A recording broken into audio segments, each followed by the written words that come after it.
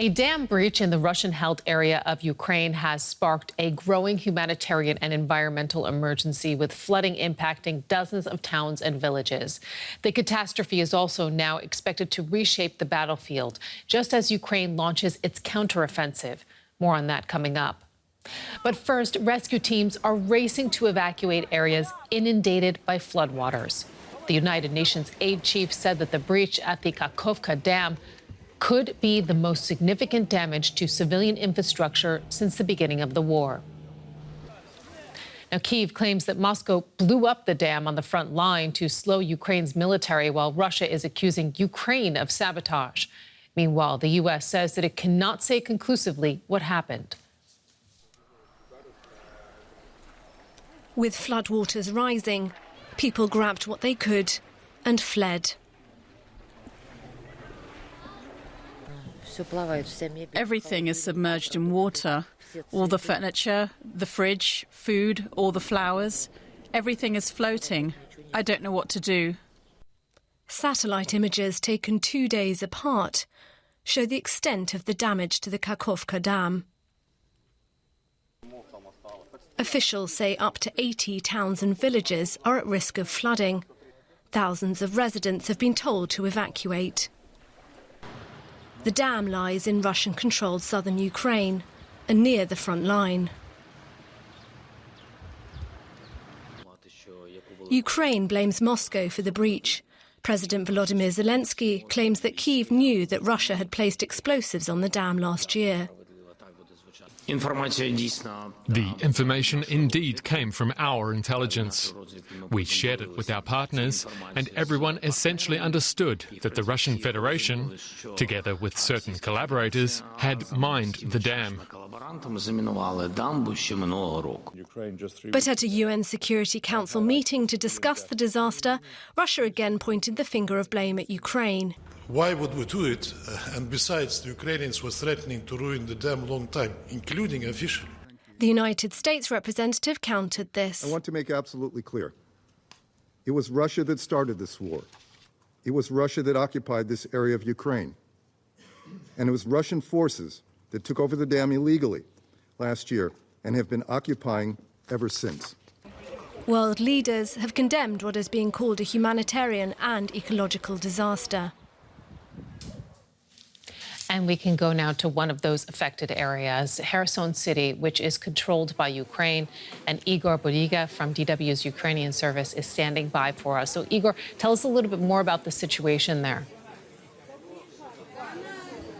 Oh, Sarah, we are still in Kherson, and the flooding is still continuous. As you can see behind me, the level of the water grows up, is still growing up, and we are just on the streets. There is like 600 meters from the riverside, but during the last night, the water level growed up so much, so as you can see, all of the ground floors in the houses behind me are under the water.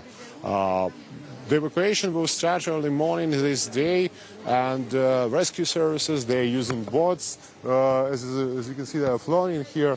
And people living in his houses with all of the stuff they can bring with together. And first of all, with the pets. Now we see really a lot of pets around here. They are still trying to people still trying to evacuate.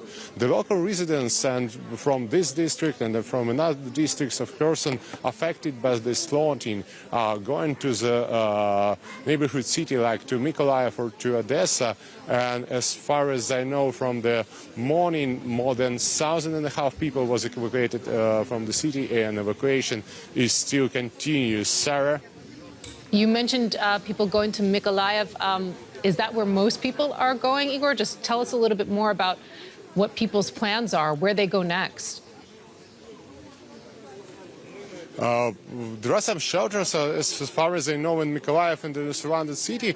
People understand that it's like a kind of temporary, but Kherson is under the evacuation since the November, since it was liberated from Russia, because during all of these months the city was under permanent shelling, and some districts are really hard affected by the Russian shelling, like this probably the same districts who was very close to the riverside because of the shelling is going through the Dnieper River from the left bank controlled by Russians, and so it goes. So there are a lot of ways to evacuate from Kherson. There was trains to some northern regions, but now the closest shelters and the closest places to go are in Mykolaiv and etc. and Odessa.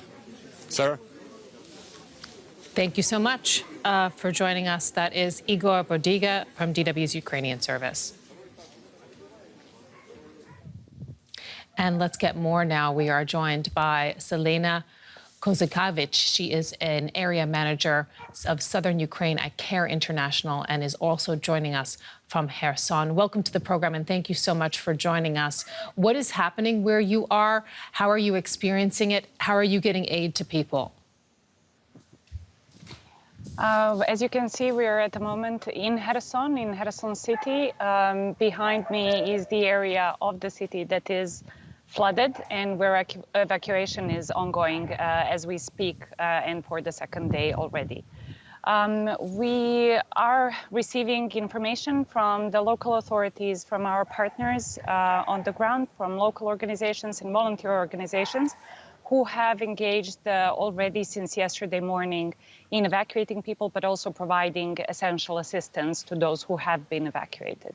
Now, what we understand is that some around 1,500 people have been evacuated so far, but that there is a number of people that are still staying in their places of residence, even though affected by floods in the Kherson city, but also in other rural areas around the city that have been heavily affected. What we are doing now is basically assessing the situation hour after hour and providing assistance through our partners to respond as soon as possible. We understand that the breach is impacting both sides of the river, so Ukrainian-controlled side as well as the Russian-controlled side.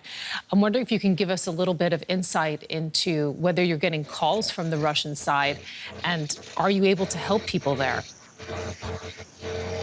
Some of our partners indeed have reported that have set up different channels of communicating with people that are affected and receive their needs through those hotlines. They are reporting as well the calls from the left bank. However, at the moment, that side is not accessible, but by the calls and by the requests seem also heavily affected. We've also had reports of a Russian-installed governor warning today that there are minefields which are flooded. Can you confirm, and what does this mean in terms of getting help to people? What we understand is that indeed this is a risk. The area of Kherson city itself, but surrounding area, has been contaminated. And there is a risk that the movement of water can actually move the mines or other explosive devices around. So there is a risk of these mines or other explosive devices being activated. How far we did not receive any reports of other incidents as of now, but this is something that we are closely monitoring as well.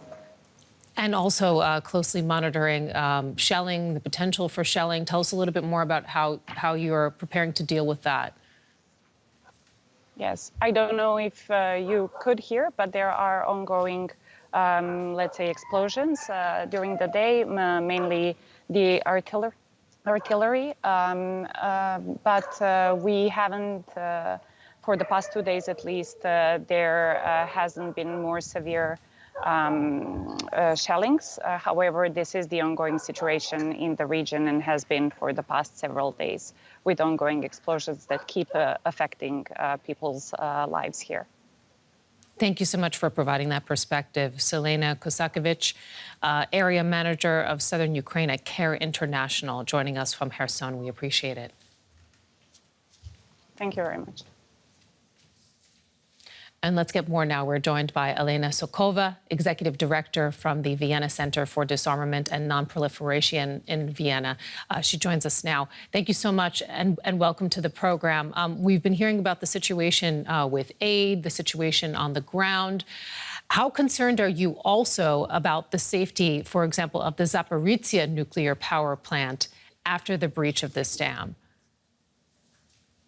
Well, thank you for having me. The situation with Zaporizhzhia is a little bit different than we're experiencing in the flooding areas. While the Zaporizhzhia nuclear power plant itself is upstream from the Kakhovka Dam, and the problem that is of concern is actually draining of the reservoir and not enough water to continue to pump the safety systems there and cooling systems. However, what the IAEA Director General says and said yesterday and confirmed today, there is no immediate risk at the moment. There are several backup options for the water, which is, I noted, is extremely important to continue to cool some of the remaining reactors and the spent fuel. But they have a reservoir on the territory next to the nuclear power plant, and it has been full and enough water for several months. There potentially are some other options. However, we are talking about several months. It's not like a permanent solution. So something would need to be found in the more medium and longer term. One of the issues that we will have to face is that it's an additional stress on the personnel who works at the station, because so far we've heard that the order has been given out to minimize the non-essential consumption of water, just to be sure that there is enough. The good news is that a similar situation was stress tested some time ago. That was particularly relevant after the Fukushima disaster, when because of the insufficient water supply and lack of electricity, the reactors melted down. So after Fukushima, the Zaporizhzhia nuclear power plant, particularly in view of the potential breach of the dam in Kakhovka, already went through stress testing. That's why there is already some backup options that are available. But again, it's not a long-term solution. Thank you so much. We have to see what takes place. Thank you. Thank you so much, Elena Sokova, for that really comprehensive look at the situation that might be facing the Zaporizhzhia nuclear power plant, both in the short term and in the long term, in order to secure that facility. Joining us from the Vienna Center for Disarmament and Non-Proliferation, we really appreciate it. My pleasure.